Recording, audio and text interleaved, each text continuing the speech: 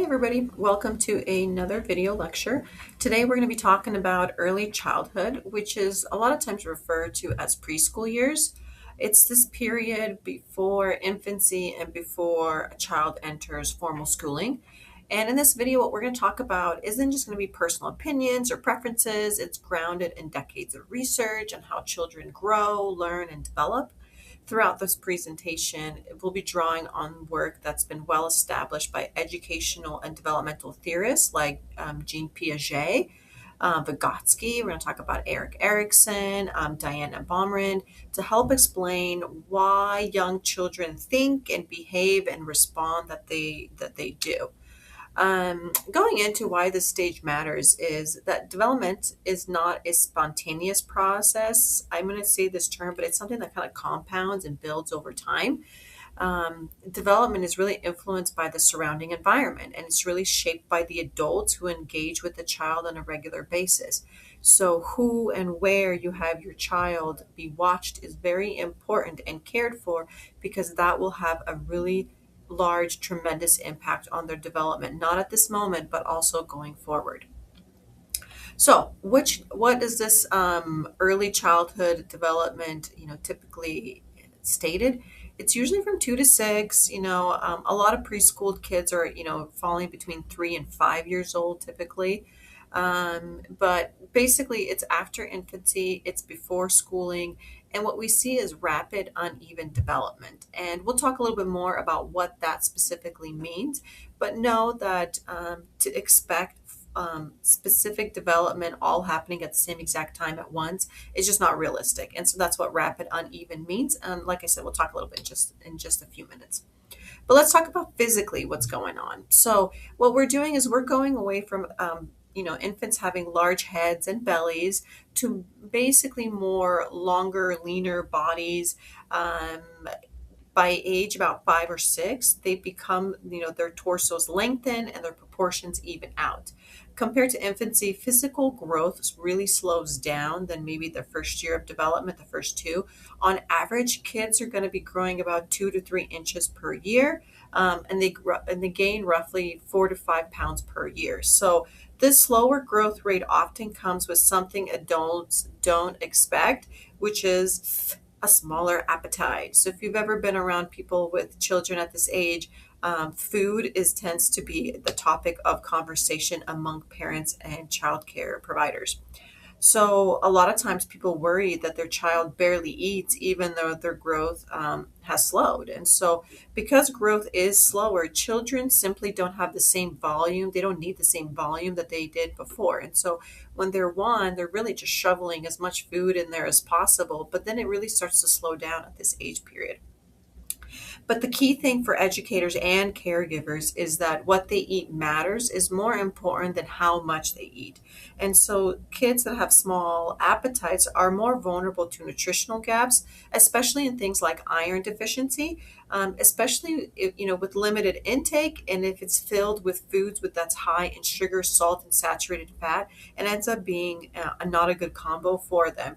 And so while the effects of poor nutrition may be you may not see it immediately, what is happening actually is food preferences are being shaped during these early years, and those habits can last a really long time. And so the message is quality matters over quantity. I have that image of just the basics that a child would need with their fruits, veggies, grains, and protein really is, where you really want to stay throughout the day.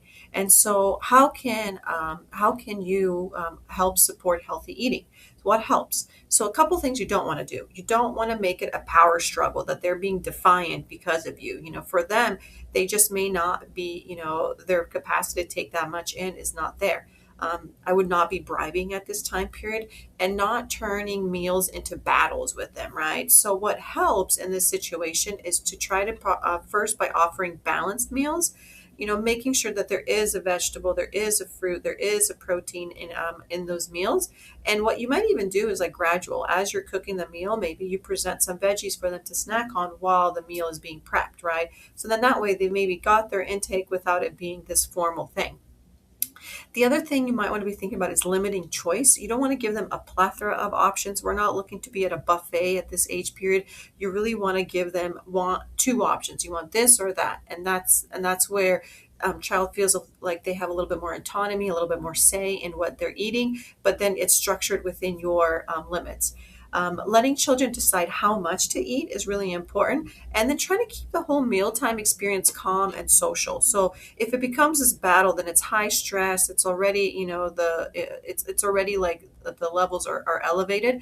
But if we try to keep it calm and to really encourage experimenting with different food, and then really it's about the social aspect. When we have meals together, do we sit around the table together, or do we watch TV, or are people on their phones? This little thing, this block in front of their hand. Do we talk to each other? Do we share responsibilities when it comes to cleaning up? Like, it's a really big social component for a child to learn. And the goal isn't perfection, but it's about teaching them how to have healthy relationships with food, whether that is being open to new things and not feeling the pressure to eat everything, and to kind of create that social dynamic. So, moving past the nutrition, what is actually going on in their brains?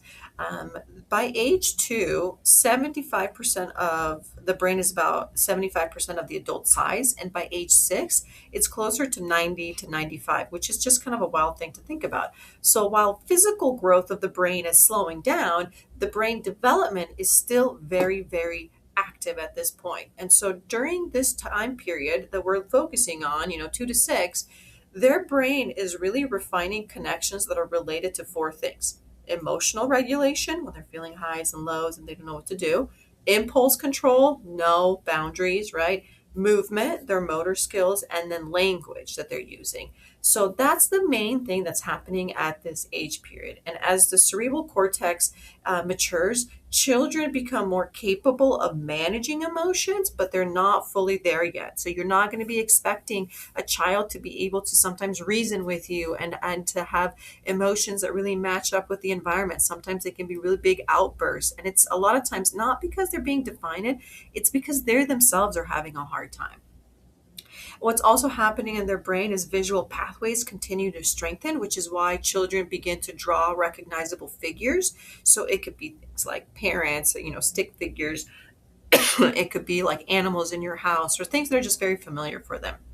And language is obviously developing rapidly from the left hemisphere through major growth period between like 3 and 6. So this is where like just that boom is happening.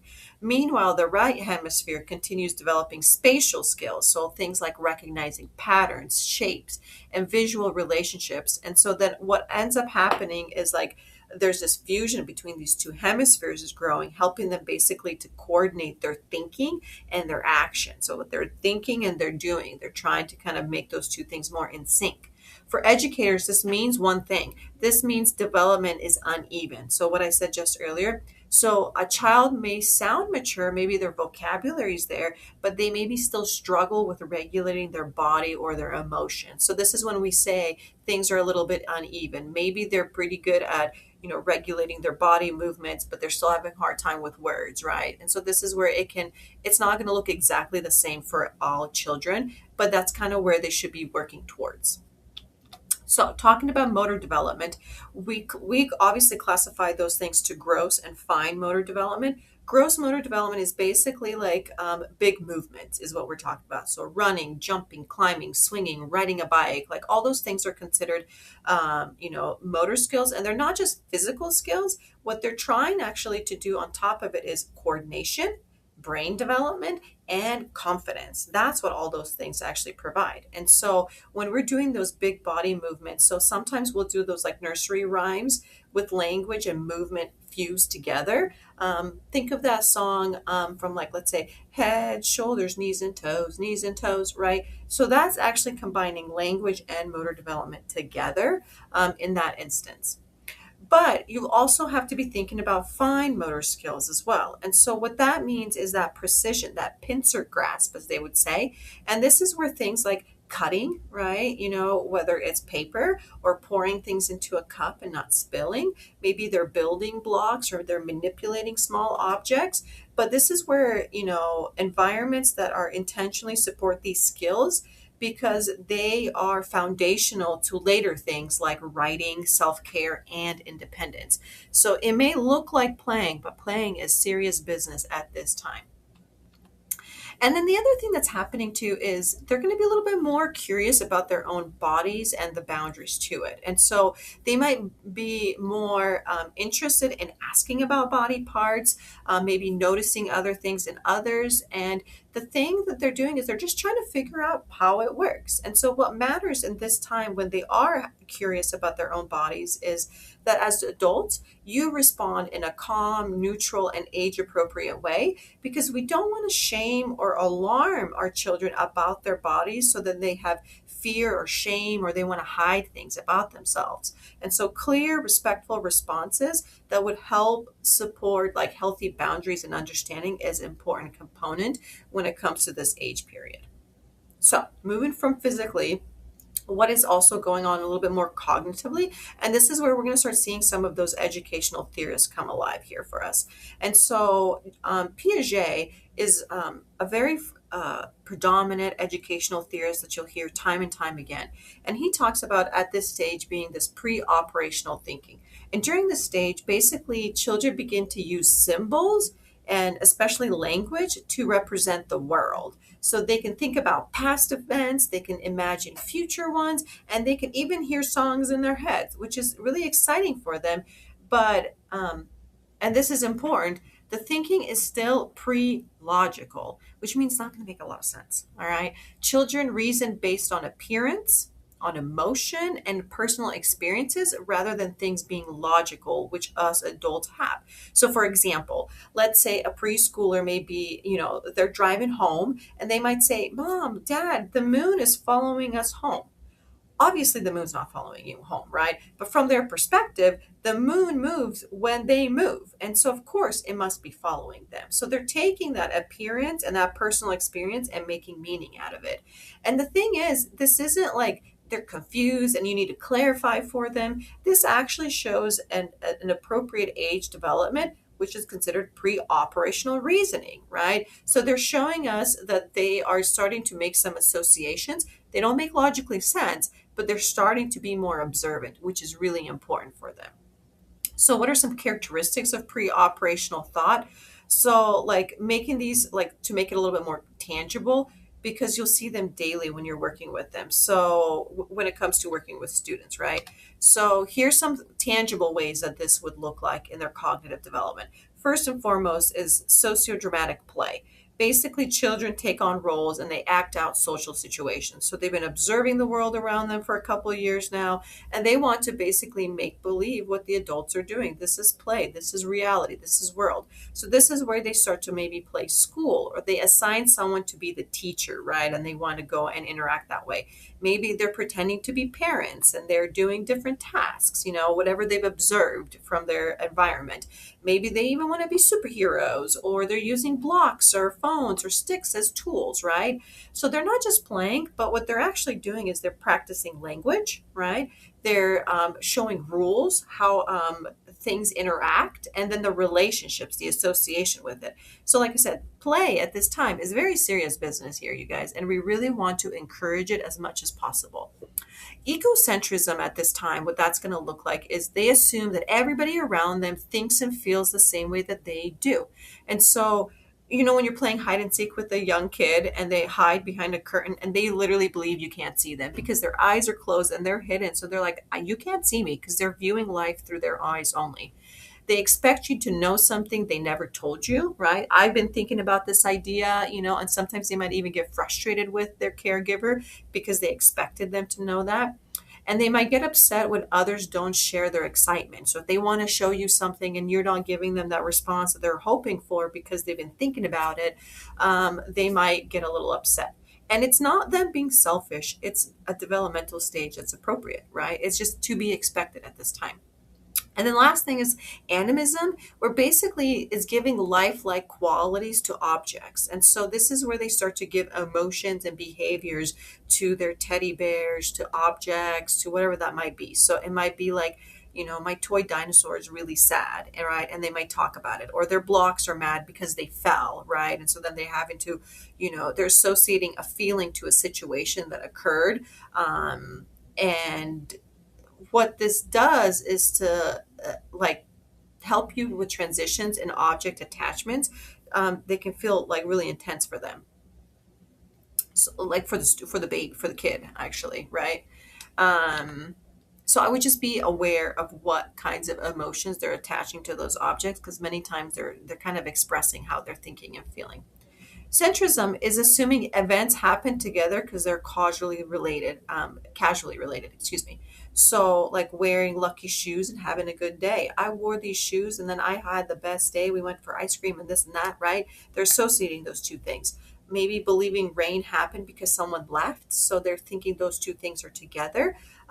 Maybe when they go to the doctor, they think they're going to become sick, right? And the thing that's really good about this is that it's showing early stages of cause and effect reasoning. It's obviously irrational, but it's showing cause and effect of two events coming together, which is a really great sign of developmentally a brain is healthy and it's going in the direction that we expect it to. The other thing is classification and conservation. And so, classification basically means that a child at this age can focus on one characteristics at a time. So basically, when you have like, let's say you show them several red cars and a few blue cars, they may say there are more red ones rather than more cars, right? So they're kind of picking one thing or the other. So it could be size, color, and shape, but they're only going to focus on one. So if you're trying to get them to look at all these red, triangles and these blue squares, and you're trying to combine those two things together, they're going to have a really hard time. So you want to keep it simple by basically saying, where are all the squares? And you would be like, here they all are, or by color, right? Or by size. And so you want to focus on one characteristics at a time for them, because putting two is just a little bit above their developmental ready at this time. And then conservation difficulty means basically the reasoning is based on appearance and not equivalency. And so this is where people look at that, familiar, like you'll take, a glass, and a taller glass looks like it holds more liquid than a shorter one, but that's not necessarily true.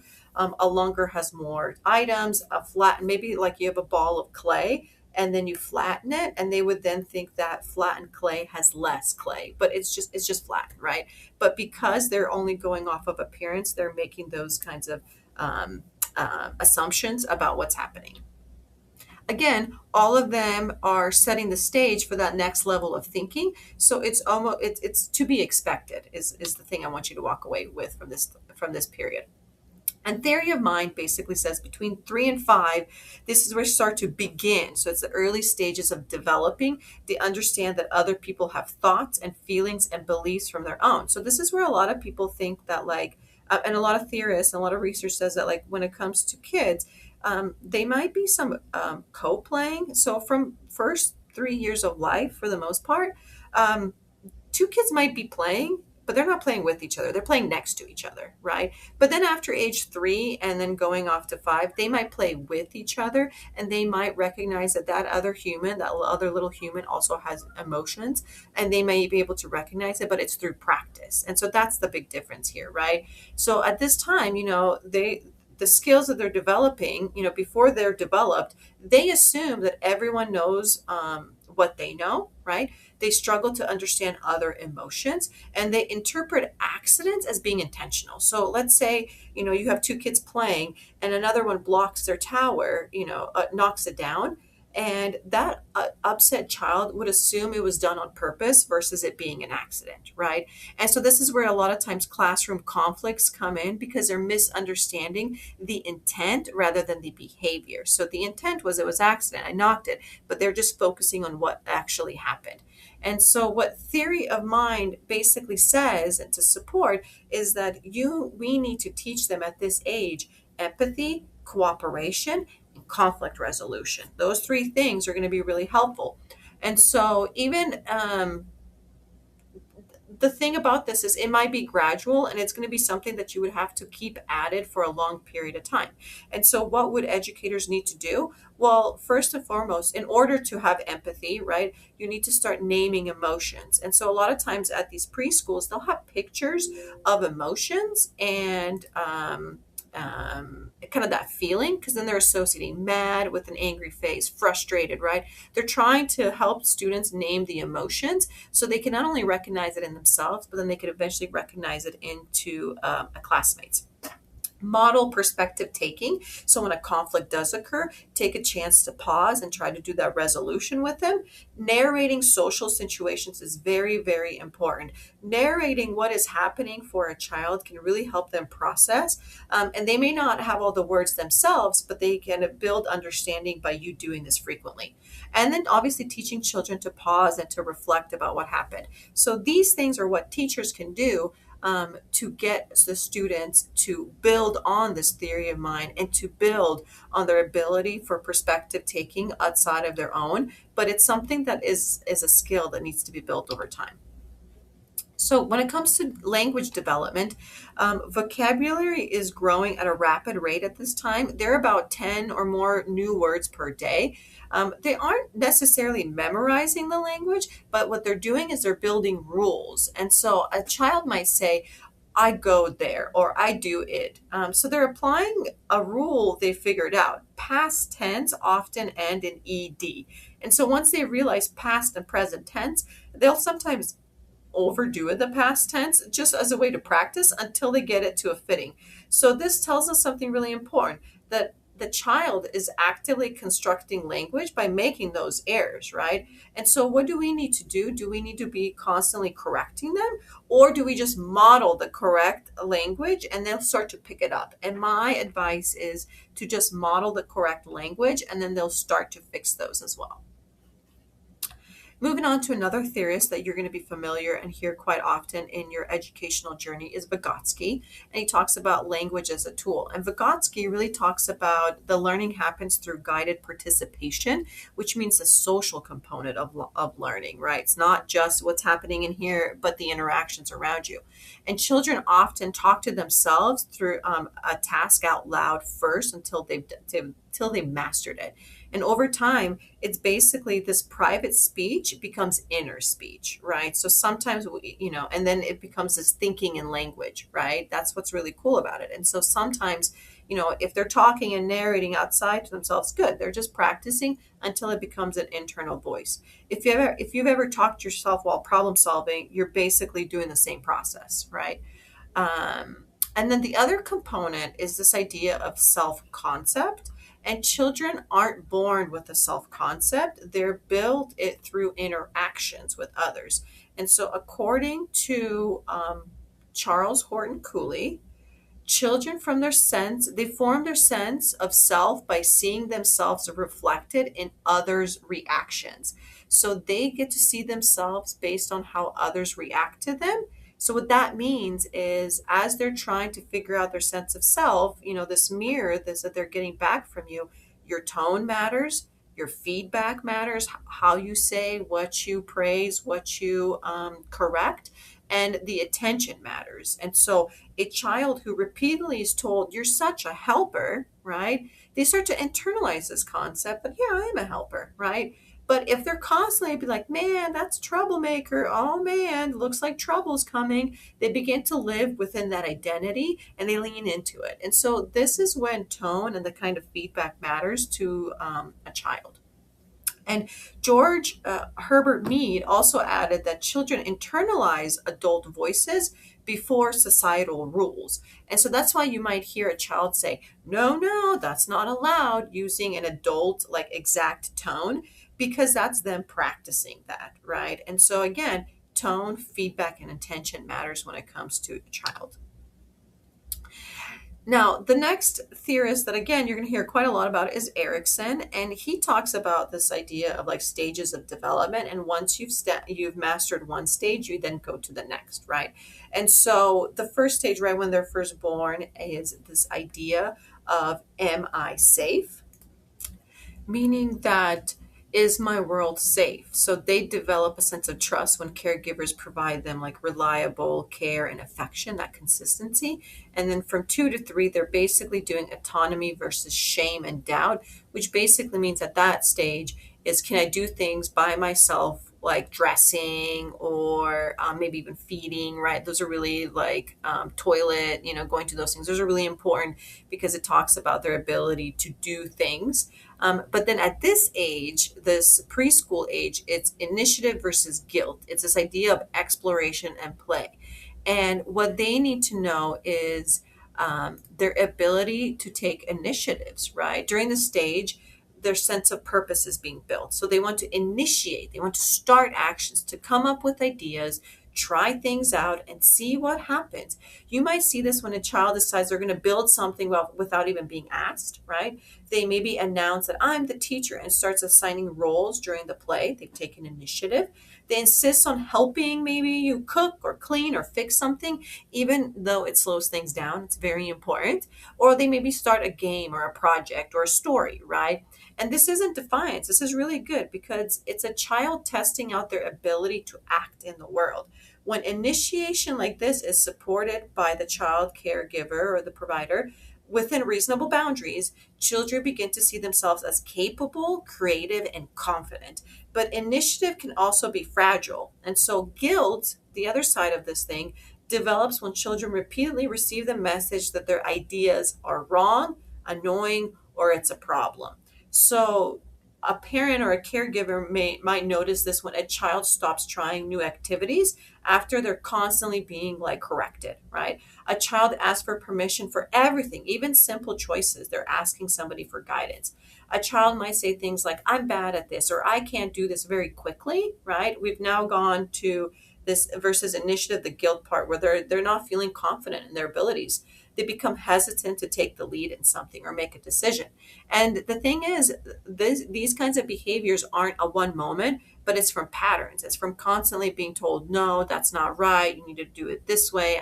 It's constantly suppressing that initiative from them. And the thing I want to make a point is initiative doesn't mean unlimited freedom, too. Children still need structure and guidance, but what matters is how we set these limits. So, for example, a teacher or a parent might say, "That's a great idea. Let's figure out a safe way to do this." Right? So you're not downplaying their initiative, but you're giving them some structure. You can help, and I'll show you how. So they want to help you unload the dishwasher or something. You can then show them how. So they're helping. You're not squashing their initiative, but you're giving them some framework. Or you can tell them, you're in charge of this part. These responses protect initiative while still providing boundaries. When adults consistently respond this way, children learn their ideas matter, mistakes are part of learning, and trying is valued, even when outcomes aren't perfect. And honestly, like that's hopefully a value set we have all of our lives. So as an educator, the question isn't how do I stop this behavior? It's really how do I guide this initiative without shutting it down? So how do I give them structure in their initiation? So again, you're not shutting it down. And it's a balance between encouragement and structure. And what really helps children move through the stage with confidence rather than guilt. So, the other thing during early childhood, children are also learning about social roles and expectations. And this learning doesn't happen through direct instruction, right? It happens through their observations day to day, right? So, young children are constantly watching the world for years. If you think about it, years and years, they're already starting to watch and they're trying to figure out who does what behaviors are encouraged, and what roles seem available or unavailable to them. So they notice patterns in everyday experiences. So what this might look like is which toys different children are encouraged to play with, who's praised for being bold, fast, or assertive versus who's being praised for careful, helpful, and cooperative, who is encouraged to take risks, and who is guided to sit back.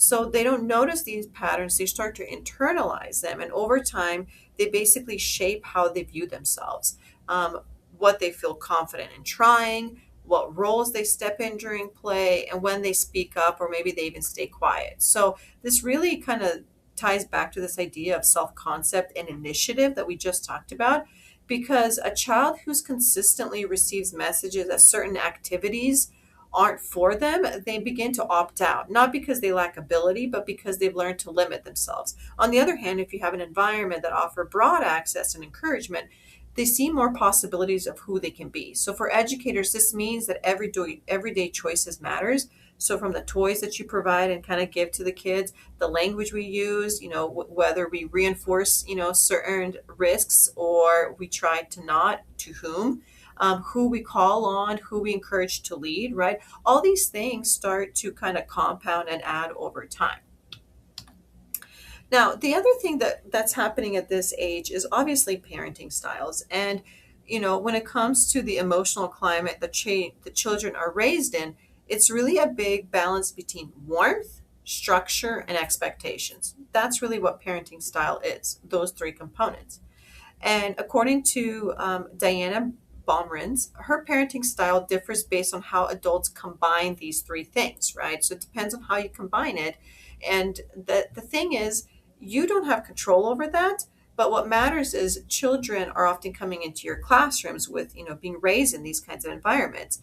And so, and for you, it's really trying to identify, well, what is it? And then what I might do to provide them what they need with the time that they have with me, right? And so that's something to think about. So what do all these, I'm going to go really quickly about what all these ones are. So authoritarian parenting means high control and low warmth. And in this style, basically the adult is in charge and they expect obedience without a whole lot of explanation. So these are the parents that say, because I said so, don't ask any questions and do it my way. And children who are raised in these environments, they tend to follow rules pretty well because they've been conditioned. They can be quiet and compliant. They're hesitant to take risks and they look for adults for constant direction. And in a classroom setting, what this might look like for you is they might be afraid of making mistakes. They shut down when they're corrected, right? All of a sudden it's like, oh my gosh, you're scolding them, kind of, it feels like it for them. And they struggle with independent decision making because they haven't had a chance to practice it. Compliance can look like maturity, but it doesn't mean confidence. So just kind of keep that thing in mind as well. Sometimes people mistake those two things. Permissive, parenting basically means high warmth, low structure. And so what that means is the parents are loving and responsive, but they have a really hard time setting and enforcing limits, boundaries. So a permissive parent might let the child decide bedtime or screen time rules. They avoid saying no to prevent conflict, right? Or they step in once they feel like the child is starting to get frustrated because they don't want that explosion. So what this looks like, for a child is they feel emotionally supported, but they struggle with boundaries and they have a difficulty with self-regulating. So when things are upset with them, because nobody's come in to intervene for them, it's really hard for them, right? And in classrooms, what this might look like for you is they may push limits. They become frustrated when expectations are enforced because you're being consistent, and they expect adults to rescue them from discomfort, right? Because that's what's happened for them. And this, and something to think about, warmth without structure can leave children feeling unsure of boundaries. And they don't like that because people want to know under what boundaries can I operate in. And so they might feel like some feelings are acknowledged, but then they're in this kind of limbo. Authoritative parenting is high warmth and high structure. And a lot of research basically says that this is the one that we try to aim towards, which basically means you set clear expectations, you explain the rules, you enforce limits consistently. Big word is consistent. And then you listen to the child's perspective. And so, a parent might say something like, I understand you're upset, but the rule still stands. So you're acknowledging feelings, but you're still set with the boundaries.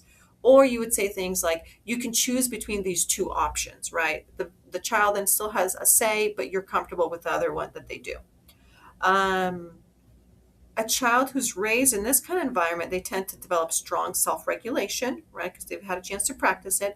they show confidence and independence, and they handle frustration more effectively. And in the classroom, this basically means they adapt well to routines because they already have a structured environment. They can jump on real quickly. They ask for help appropriately, and they take responsibility for their actions, right? And so this style balances support and accountability in a really big way.